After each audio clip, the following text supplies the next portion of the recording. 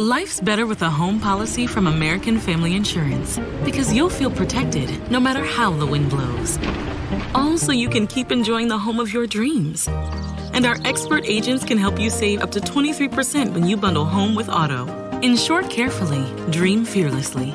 American Family Insurance. Get a quote? Find an agent at amfam.com. Products not available in every state. Visit amfam.com to learn how discounts may apply to you. American Family Mutual Insurance Company, SI, and its operating company, 6000 American Parkway, Madison, Wisconsin.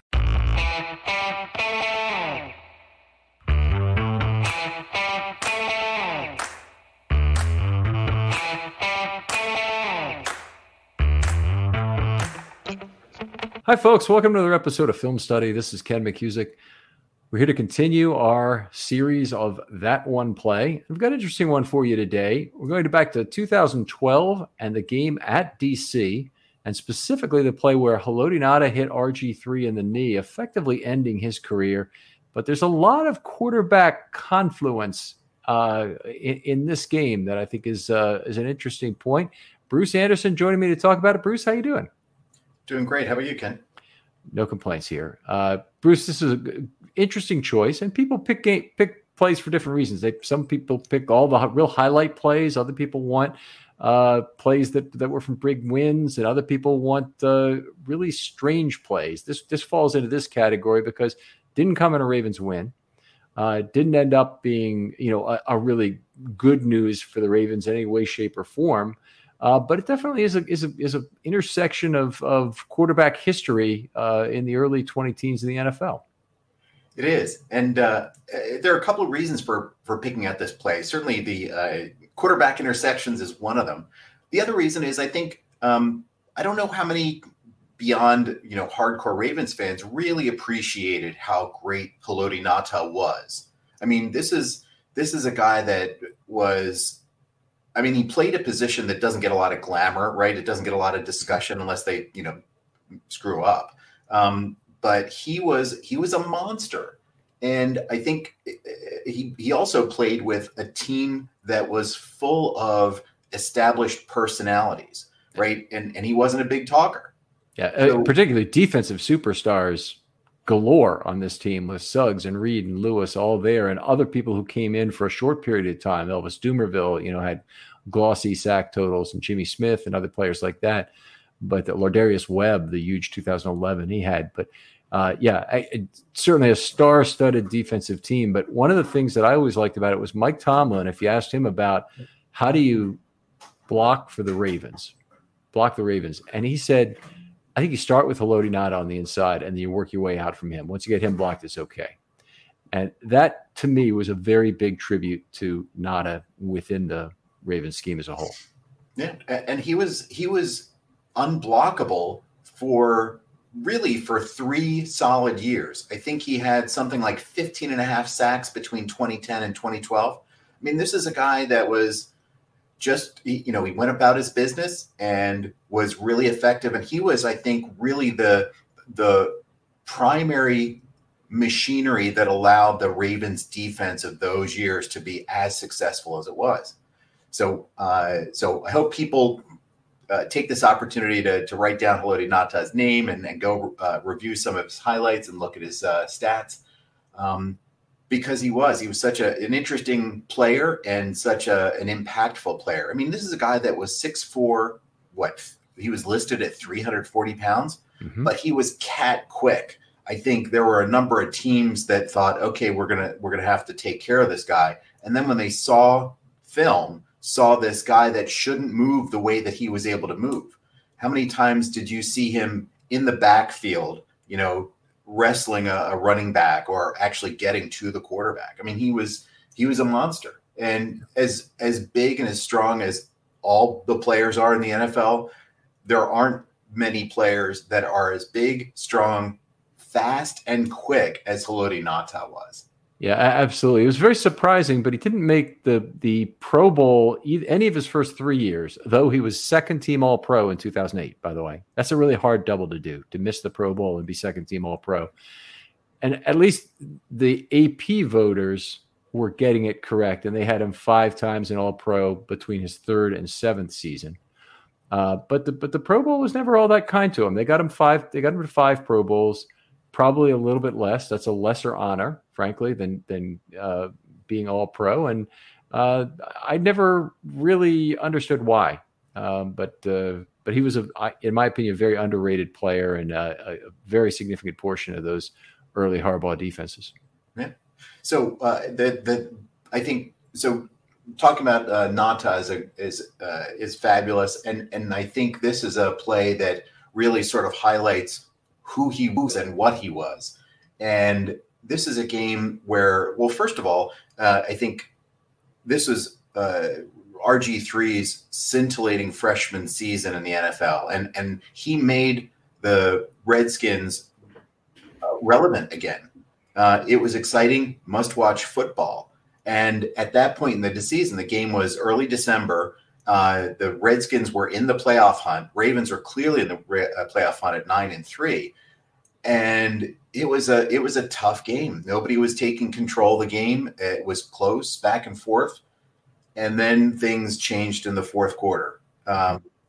In this case, it was I think the situation was it was towards the end of the game, 5 minutes or so left. Ravens had just scored on a Ray Rice touchdown run to go up, and Redskins received the ball and started going down the field. They ended up getting a sack, and I think it was 2nd and 19. And then on this third down play where RG3 got hurt, he ends up not finding anybody downfield, starts scrambling, made the first couple of people miss.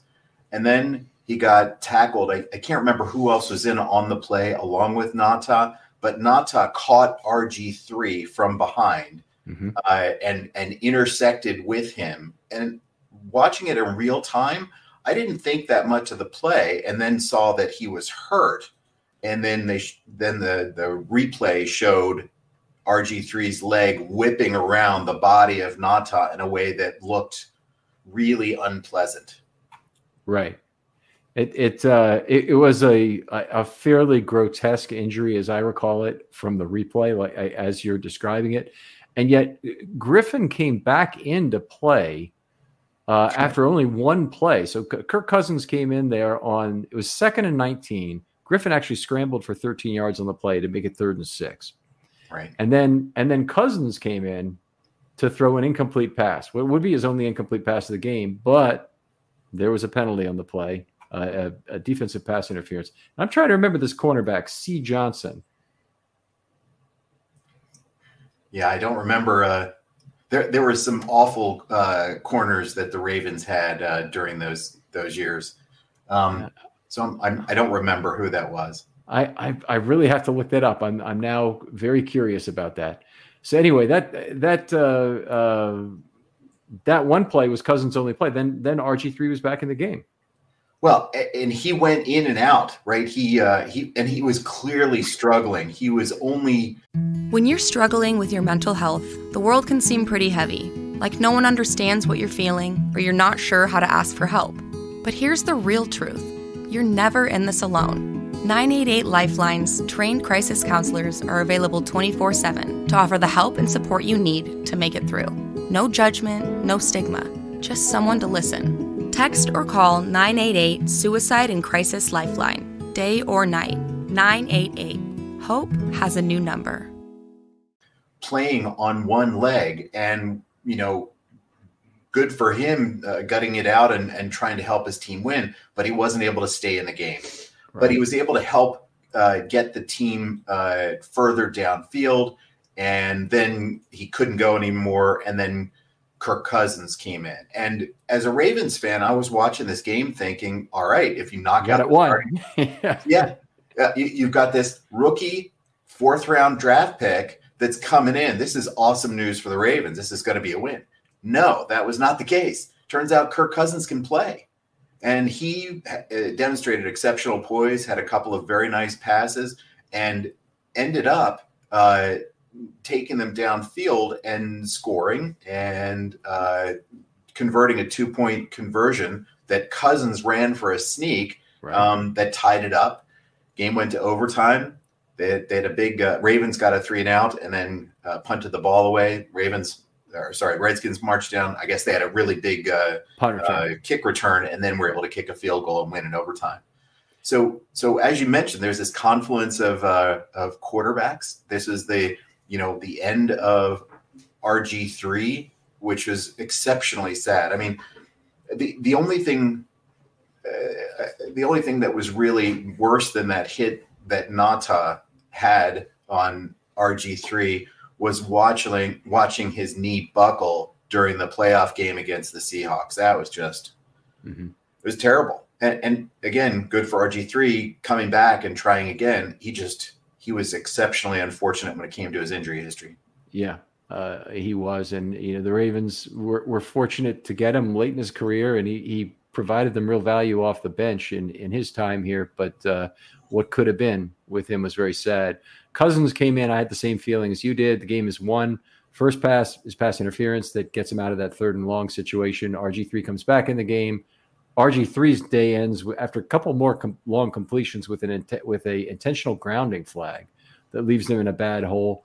And Cousins comes in, 15-yard pass, 11-yard pass, and they score. 2-point conversion, as you mentioned. It was a day of frustration and profanity in a lot of ways for me. It ended with that.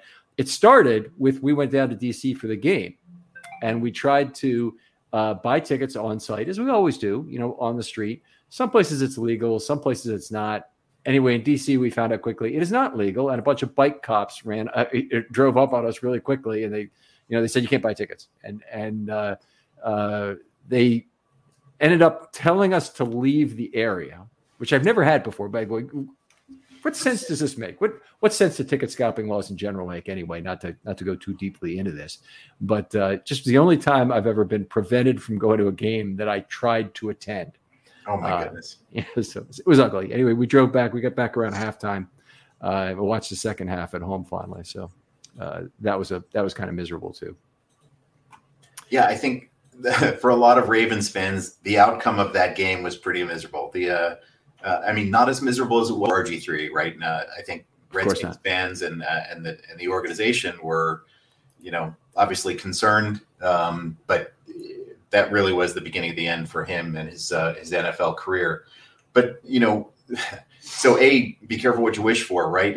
We love seeing when the opposing team's starting quarterback goes down, but then this other guy steps up, and it's really the start of the Kirk Cousins experience.